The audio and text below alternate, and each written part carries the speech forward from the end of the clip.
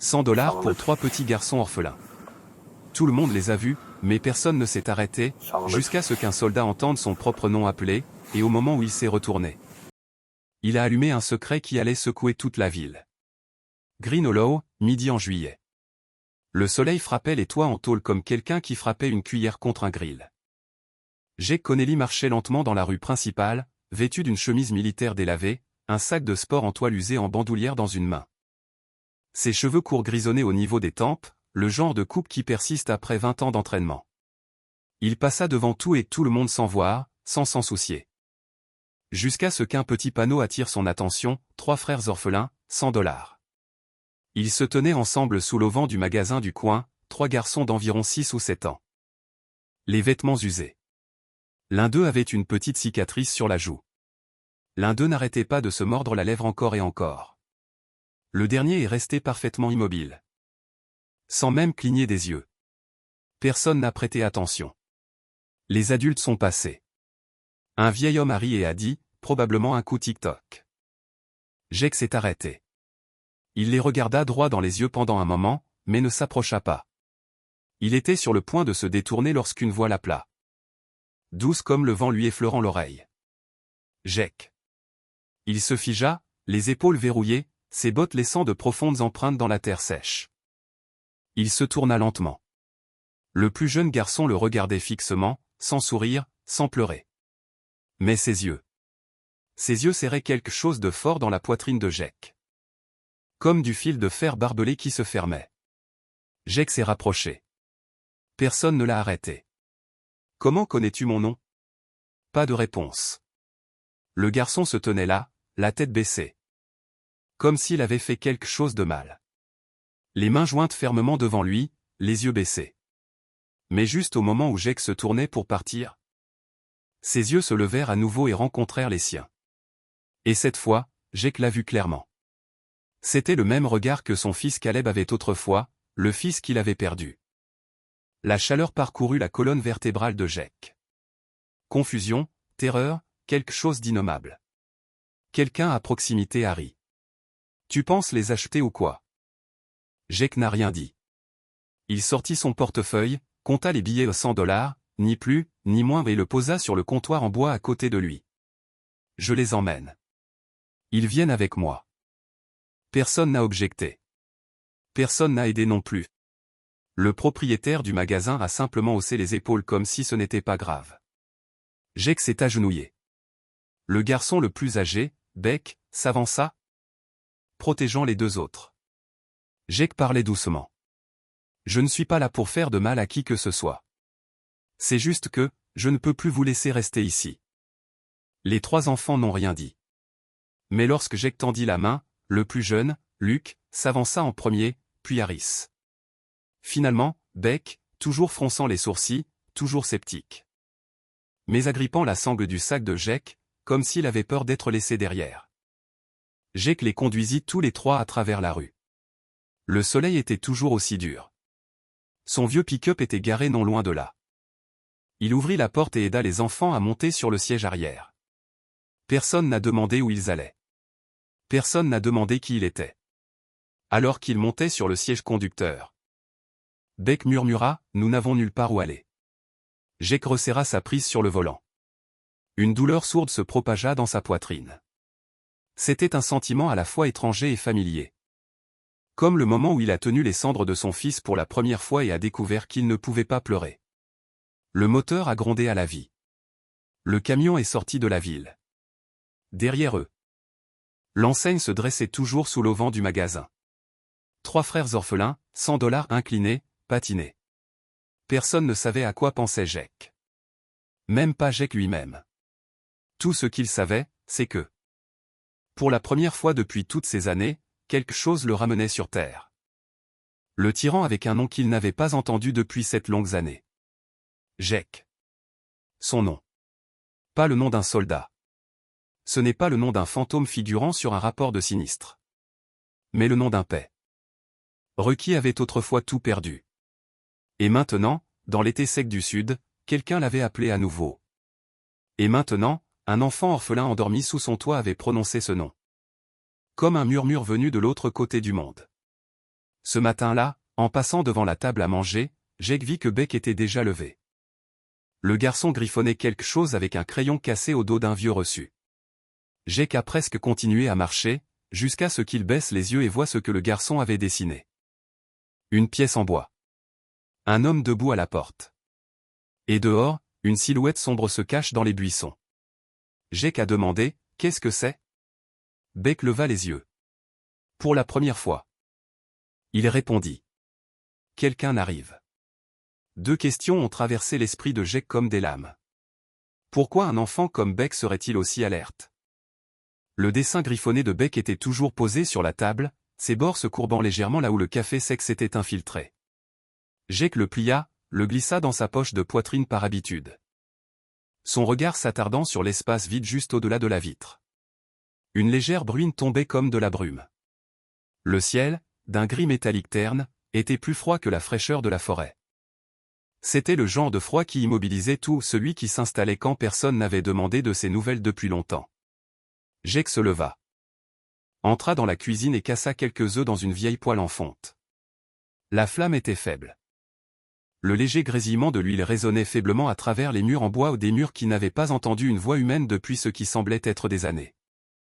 Il posa 3 tranches de pain sur la grille du grill, puis se tourna pour disposer les assiettes et les ustensiles. Lorsqu'il se retourna, Luke était déjà assis à la table. Aussi silencieux qu'une ombre qui surgit de l'obscurité. Pas de questions, pas de salutations, pas de regard inquisiteur. Il était simplement assis là, sa petite main posée sur le bord de la table. Les yeux fixés sur Jake. Pas vraiment effrayé, mais il l'observait. Il cherchait quelque chose derrière le visage calme de Jake. Jake posa son assiette. Luke baissa la tête et mangea. Non merci. Pas de regard en coin, juste manger. Régulièrement, consciemment, comme si chaque bouchée était une condition de survie. Harris et Beck arrivèrent ensuite. Silencieux. Prudent. Sans rien dire. Beck suivait comme toujours, son regard scrutant la pièce avant de se poser sur Jake et d'y rester. Long, froid, sans ciller. Les 3 garçons étaient assis à table. Face à leurs assiettes de pain grillé et d'œufs.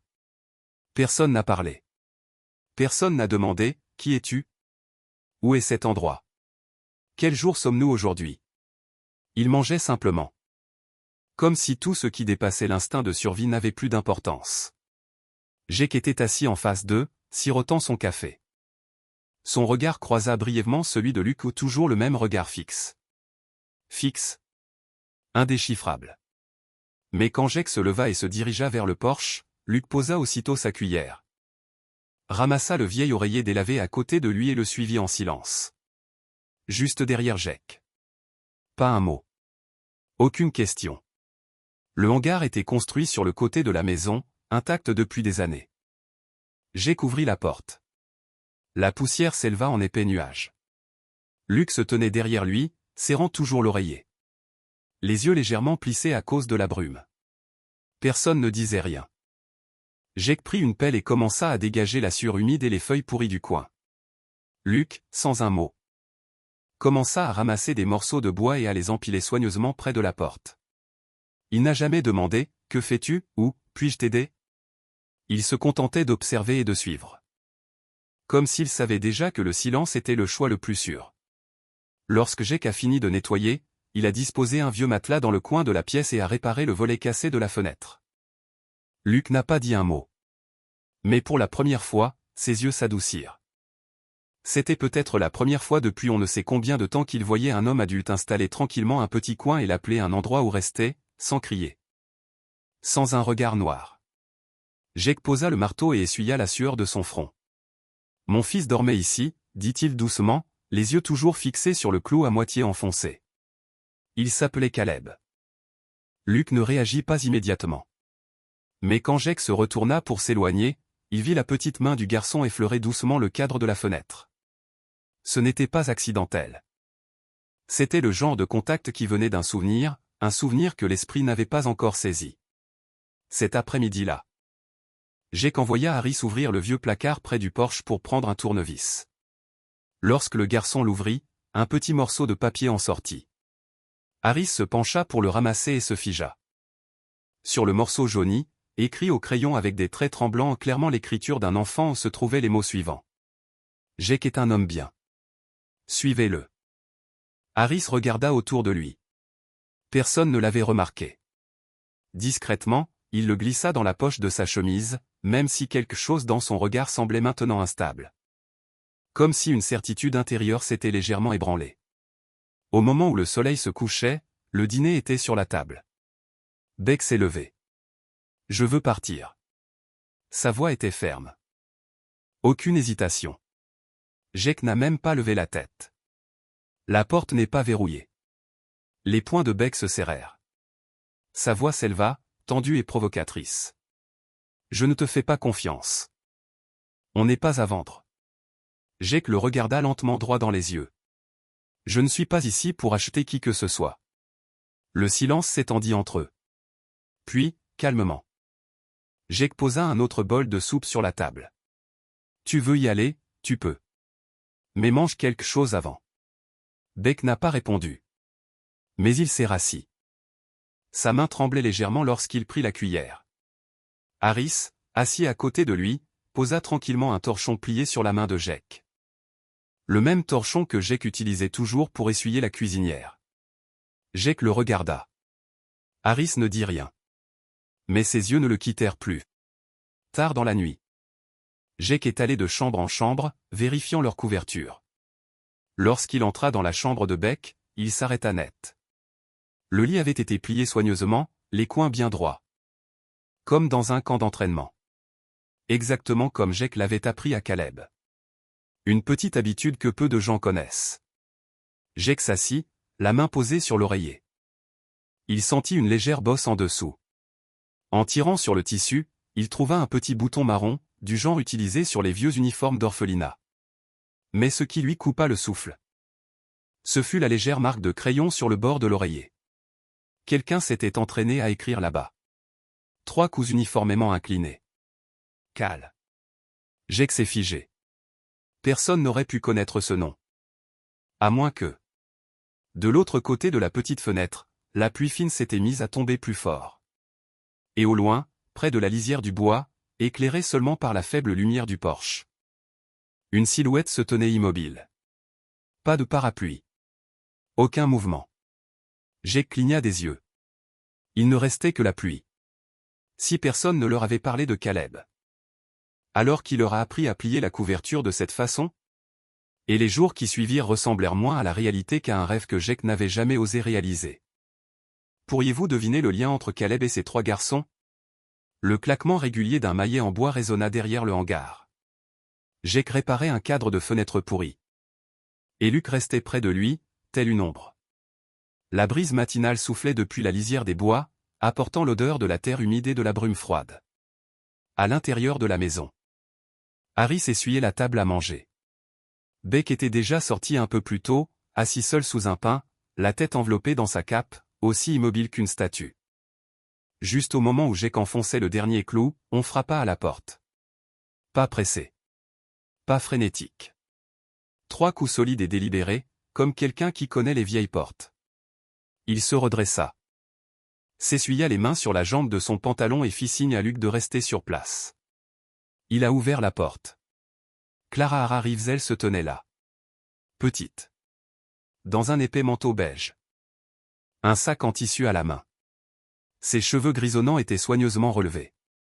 Son visage était ridé par l'âge, mais son regard était perçant. Le genre de regard qui avait tant vu, tant enduré. Et qui pourtant regardait droit dans les yeux sans sourciller. Jake Turner, dit-elle, comme pour confirmer un souvenir. J'ai eu des nouvelles de la clinique. Quelqu'un a dit que tu avais ramené des enfants. Jake hocha la tête. C'est exact. Clara Hara expira un souffle, un peu plus long que d'habitude. Savez-vous ce que vous venez de faire? Avec le dossier médical de votre femme toujours ouvert, avec tout ce qui s'est passé ici? Nous n'avons rien fait de mal. Ce qui n'est pas faux ne veut pas dire légal. Sa voix n'était pas dure, juste ferme. Quelqu'un a déjà passé un appel. Les services à l'enfance arrivent. De l'intérieur. Des pas doux s'approchèrent. Luke sortit et se tint tranquillement près de la porte. Ses yeux tombèrent sur le sac en tissu dans sa main. Clara Hara baissa les yeux, puis releva les yeux. Et pendant un instant, son regard se fixa sur celui de Luc.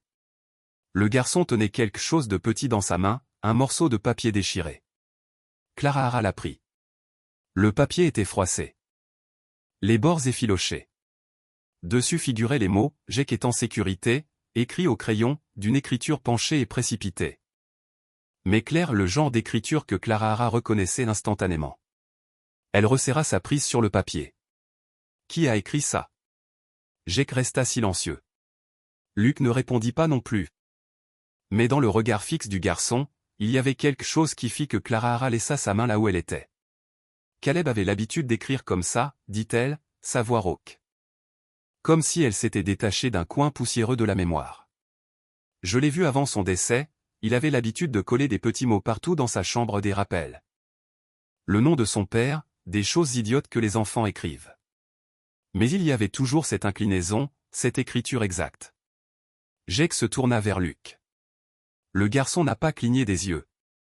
N'a pas hoché la tête, n'a pas nié. Clara Hara regarda Jake une fois de plus. Je ne crois pas aux coïncidences, Jake, et si votre fils a déjà rencontré cet enfant? Alors cela va plus loin que je ne le pensais. Jake serra le poing. Je ne demande pas de pitié. Je ne pense pas que tu aies besoin de pitié, répondit doucement Clara Hara. Son ton s'adoucissant. Mais il faut la loi, car ces garçons n'ont pas été simplement abandonnés, il y a une réelle chance qu'ils soient surveillés. Jake fronça les sourcils. Tu as regardé? Ils sont étiquetés lorsqu'ils entrent dans le système. Clara Hara est entrée à l'intérieur, sans y être invitée. Elle posa son sac sur la table et en sortit un épais dossier. Je travaillais de nuit au refuge d'Albany. Certains enfants étaient transférés sans être signalés, sans dossier, ils étaient simplement partis. Je crois que ces trois-là pourraient venir du même groupe. Jake la regarda vraiment, et pour la première fois il sentit le poids de son propre souffle, non pas par peur, mais par la pensée effrayante que quelqu'un pourrait lui prendre ce à quoi il venait de commencer à s'accrocher. Vous avez le droit de demander une garde temporaire, a déclaré Clara Hara. Je sponsoriserai la candidature, mais il faut agir vite. Ils arriveront bientôt, et s'ils soupçonnent quoi que ce soit, même une seule raison, ils prendront les trois pour de bon. Jake resserra sa prise sur le support de la fenêtre. On se connaît à peine. Mais tu as déjà choisi de les protéger, dit fermement Clara Hara. Ça suffit. Luc se tenait toujours près de la porte. Ses yeux suivirent Clara Hara, sans lui faire entièrement confiance, mais sans s'éloigner. Harris et Beck ont jeté un œil depuis la chambre. Beck tendit la main et agrippa l'ourlet de la chemise de Luc. Personne n'a dit un mot, mais il était clair qu'ils avaient tous tout entendu. Clara Hara regarda les enfants, son expression s'adoucit. Jake a pris le dossier. De quoi avons-nous besoin? Clara Hara répondit clairement. La preuve que c'est une famille. Même si c'est la plus improbable. Dehors, la pluie avait cessé, mais le vent hurlait toujours à travers les fissures du toit. Jake jeta un coup d'œil par la fenêtre. On avait l'impression que la forêt elle-même se préparait à quelque chose, une brèche, un coup à la porte. Ce soir-là, alors qu'il rangeait la chambre du fond, Jake a trouvé un brin de fil de cuivre enroulé autour du pied du bureau, comme si un appareil avait été retiré. Et juste au-delà du hangar de stockage, de profondes traces de pneus gravés dans le sol humide. Ni de son camion, ni de celui de Clara Hara non plus. Et quelque chose en lui commença à s'agiter, un soupçon. Si c'était toi, laisserais-tu partir ces trois garçons? Ou les garderiez-vous, peu importe les formalités administratives? Jake resta immobile, fixant les profondes traces de pneus derrière le hangar tandis que le soleil montait plus haut dans le ciel. Le froid dans ses os n'était pas parti. Il s'agenouilla, passa sa main à plat sur la terre molle, comme pour s'assurer que ce n'était pas seulement son imagination. Puis il se leva, retourna dans la maison et remonta tranquillement les vestes sur les épaules des trois enfants. La matinée était étrangement silencieuse, jusqu'à ce que le bruit d'un moteur se fasse entendre. Une vieille camionnette s'est arrêtée en criant devant le porche. Clara Hara est sortie du côté passager en portant une pile de papier. L'homme qui l'accompagnait portait une chemise blanche et un badge en plastique avec son nom. Paul Vance, superviseur adjoint du district. Jake a reconnu le nom. Il avait déjà entendu Clara Hara parler de lui.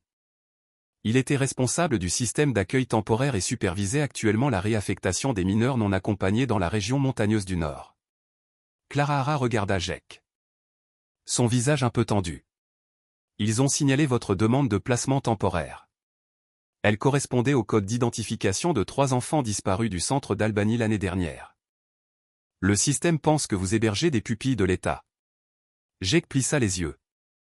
J'ai déposé cette demande hier. C'est exactement pour ça qu'ils t'ont appelé. Dit rapidement Clara Hara. Ce n'est pas un procès. C'est une audience. Mais elle hésitait. Si vous ne vous présentez pas, il pourrait considérer cela comme un manquement intentionnel. Jake s'est agenouillé pour serrer les lacets des chaussures de Luke. Le garçon le regarda sans cligner des yeux. Beck se tenait un peu en retrait, les mains dans les poches. La tête légèrement inclinée tandis qu'il regardait. Jake fit un signe de tête ferme. Très bien, allons-y. Le couloir principal menant au bureau d'aide sociale était vide. À l'exception du doux bourdonnement d'un ventilateur de plafond tournant au-dessus de nos têtes. Mais l'air n'était pas calme. Jake s'arrêta lorsqu'un homme de grande taille sortit d'un bureau intérieur, portant sur son badge le nom d'Elliot Vance. Sa chemise était repassée. Ses chaussures noires brillaient et sa poignée de main était froide comme l'acier. Jake Turner, Vance l'examina de la tête aux pieds. Puis reporta son regard sur les enfants. J'ai été informé que vous demandiez la tutelle temporaire de ces 3 personnes. C'est vrai. Répondit sèchement Jake. Êtes-vous lié à eux par le sang? Non. Êtes-vous leur plus proche parent légal? Non. Vance eut un léger sourire narquois, puis baissa la voix calme et mesurée. Plus comme un homme habitué à gérer des dossiers que des émotions. Et qu'est-ce qui vous donne exactement ce droit? Jake n'a pas détourné le regard. Je ne les ai pas choisis. Mais ils m'ont appelé. Vance resta silencieux pendant quelques secondes, ses yeux se plissant légèrement. Un léger sourire apparut sur son visage, pas celui né de la sympathie. Mais de quelqu'un qui venait de sentir le début d'un jeu intéressant. Entrez. La salle d'admission était froide et d'un blanc éclatant. Beck était assis, les bras croisés. Les yeux rivés sur l'horloge murale comme s'il comptait chaque minute.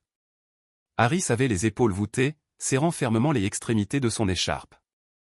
Luke est resté collé aux côtés de Jake. Ne s'éloignant jamais de plus d'un pas.